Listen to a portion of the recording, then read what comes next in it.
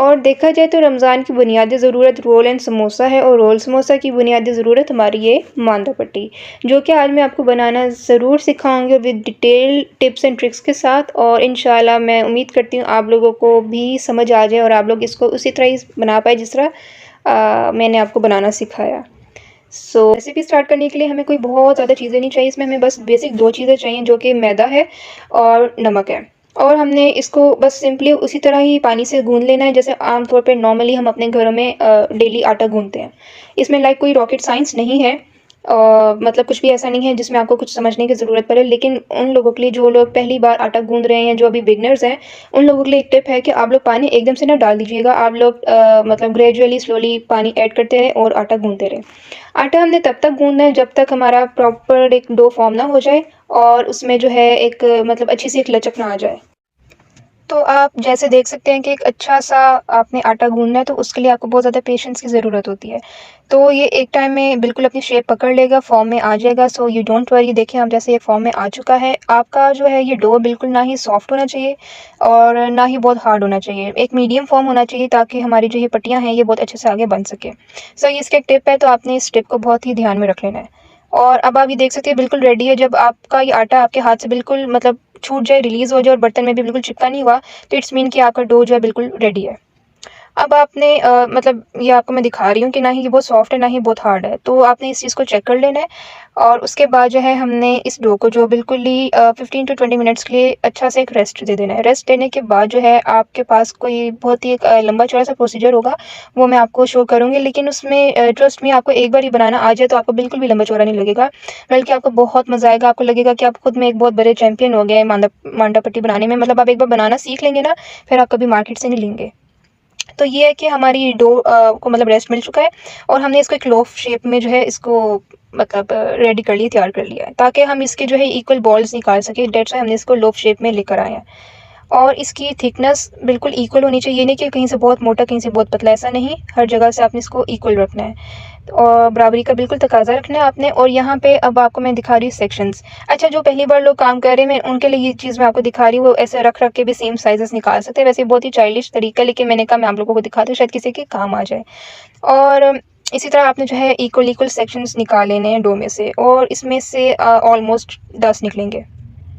8 से 10 निकल जाएँगे। अब आपने जो है इसके इक्वल साइज़ के अच्छे से बॉल्स बना लेने हैं, क्रैक नहीं होना चाहिए बिल्कुल भी, क्रैक फ्री बॉल्स होने चाहिए।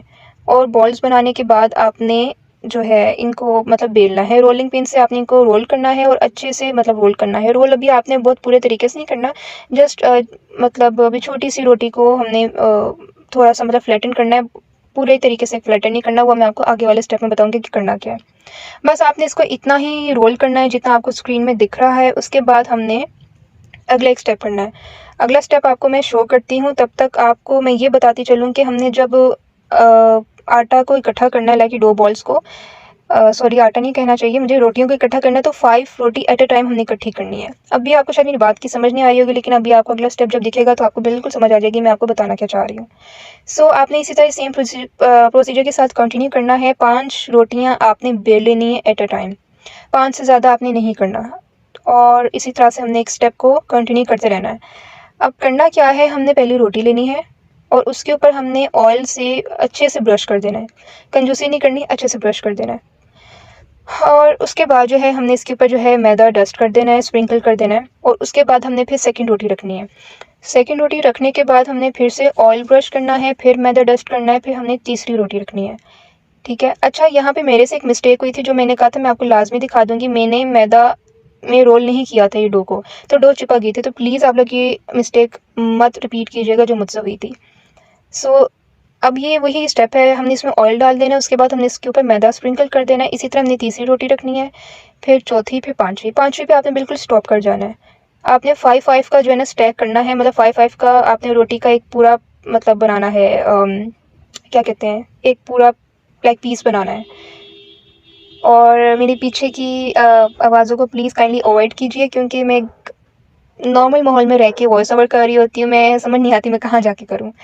अच्छा जी, तो उसके बाद हमने सारा प्रोसीजर जो है कंप्लीट कर लेना है टिल 5 रोटियों तक। उसके बाद हमने क्या करना है, हमने इसको जितना हो सकता है अच्छे से हमने इसको फ्लैटन अप कर लेना है, लाइक रोलिंग पिन से इसको हमने अच्छे से बेल लेना है सारी रोटियों को, जैसे कि आपको स्क्रीन में दिख रहा है।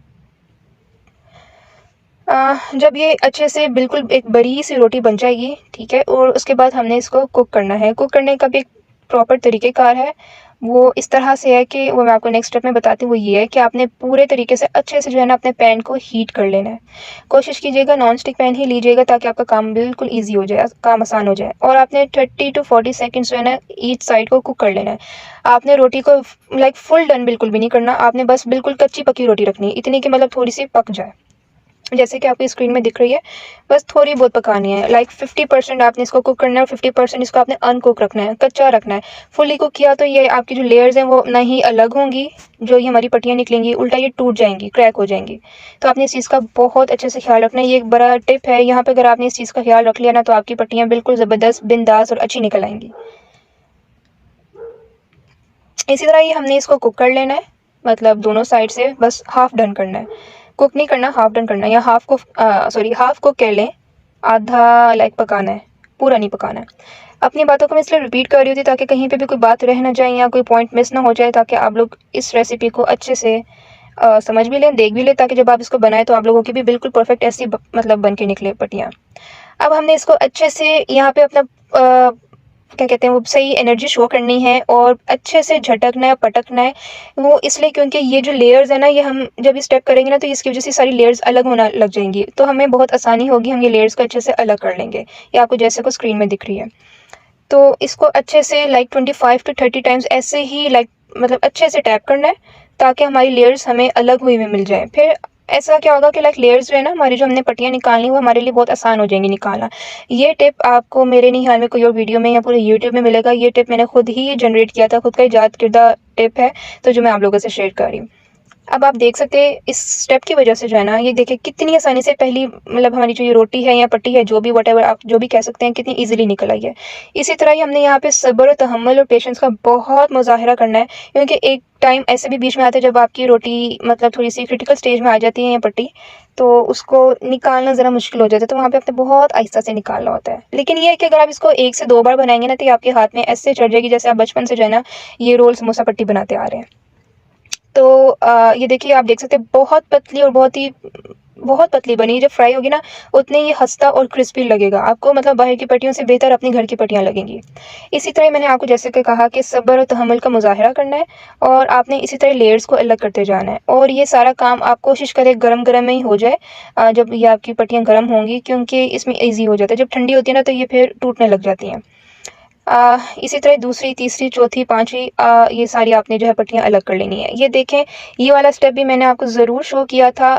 अक्सर क्या होता है, यूट्यूबर्स जो है इस तरह के स्टेप्स को स्किप कर देते हैं और परफेक्ट चीज़ें दिखाते हैं, लेकिन मैं आप लोगों को हर वो चीज़ दिखाती हूँ जहाँ पे हमसे ब्लंडर्स भी हो रहे होते हैं, हमसे गलतियाँ भी होती हैं। यार हम बेशक प्रोफेशनल्स हैं या परफेक्ट काम करते हैं, लेकिन गलती हर एक से हो जाती है। सो मैं ये इसलिए ये चीज़ें दिखाती हूँ कि गलती अगर होगी तो उसको फिक्स कैसे करना है। इसी तरह ही हमने इसको बहुत ही सब्र के साथ पट्टियों को अलग करना है। अब आप देख सकते हैं यहाँ पे थोड़ा-सा अटक रहा है, तो आपने बिल्कुल भी मतलब पैनिक नहीं होना। आप अगर थोड़ा-सा फट रहा है तो फटने दें, क्योंकि जब मतलब लाइक हमने रैप करना होगा कोई भी फिलिंग के साथ, तो ये चीज़ें छुप जाती हैं, दिखती भी नहीं है किसी को। So don't worry about that, आप बिल्कुल ईज़ी रहें। अब आप ये देख सकते हैं कि कितनी मतलब लचकदार, फ्लेक्सिबल, सॉफ्ट क्या कह सकते हैं ऐसा कि ये पट्टियाँ बनी हैं। अच्छा, ये स्टेप उन ख़वातीन हज़रात के लिए जो बहुत नाज़ुक मिज़ाज है और वो गरम-गरम रोटियाँ नहीं बर्दाश्त कर सकते, तो वो चम्मच से कर सकते हैं। अब हमने जो है सारी रोटियाँ अलग करने के बाद एक मतलब नीम गीला कपड़ा लेके जो है ना उसमें रैप कर लेना है। 10 से 15 मिनट के बाद हमने इसको फिर निकालना है, ये सारी पट्टियों को।